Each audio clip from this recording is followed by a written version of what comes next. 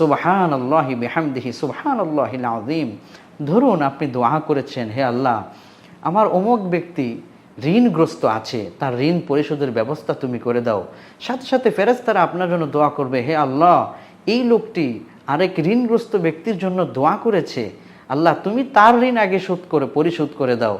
আপনি দোয়া করার কারণে আপনার ঋণটাকেও আল্লাহ পরিশোধের ব্যবস্থা করে দিবেন। আপনি দোয়া করেছেন যে হে আল্লাহ, আমার অমুক ভাই সে অনেক বিপদের সম্মুখীন হয়ে আছে, পাহাড় পরিমাণ বিপদ, আপনি দূর করে দিন। হাদিস বলছে আপনিও অন্যের জন্য দোয়া করার সাথে সাথে ফেরেশতারা আল্লাহকে বলে, আল্লাহ যে লোক অন্যের বিপদ থেকে মুক্তির জন্য তোমার কাছে প্রার্থনা করলো অন্যের জন্য, তুমি আগে যে দোয়া করেছে তার বিপদগুলো দূর করে দাও। সুবহানাল্লাহি বিহামদিহি সুবহানাল্লাহিল আযীম। অর্থাৎ আপনি অন্যের জন্য দোয়া করলে এই দোয়াটা ফেরেশতারা আপনার জন্য আগে করে। আর ফেরেশতারা যখন দোয়া করে আপনার দোয়াটা, আপনার জন্য এই দোয়াটা কতটাই উপকারী একবার ভেবে দেখুন। সুবহানাল্লাহি বিহামদিহি সুবহানাল্লাহিল আযীম। আল্লাহ আমাদেরকে আরও দোয়া শিখিয়েছেন।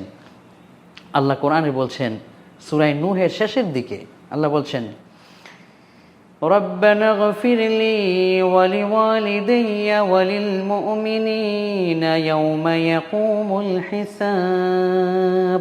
এটি তো সূরা ইব্রাহিমে নূহের শেষের দিকে রয়েছে, রব্বি গফির লি ওয়ালিওয়ালিদাইয়া ওয়ালিমান দাখালা বাইতিয়া মুমিনা وَلِمَنْ دَخَلَ بَيْتِيَ مُؤْمِنًا وَلِلْمُؤْمِنِينَ وَالْمُؤْمِنَاتِ।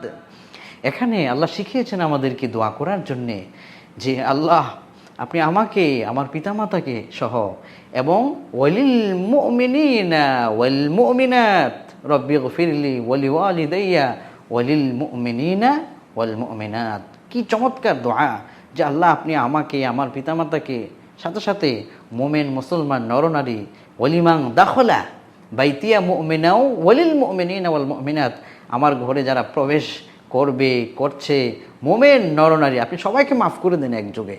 সুবহানাল্লাহি বিহামদিহি সুবহানাল্লাহিল আযীম। আল্লাহ নিজে আমাদেরকে শিখিয়েছেন যে নিজের জন্য দোয়া করো, সাথে অন্যের জন্য দোয়া করো। আদ-দীন আন-নাসীহা।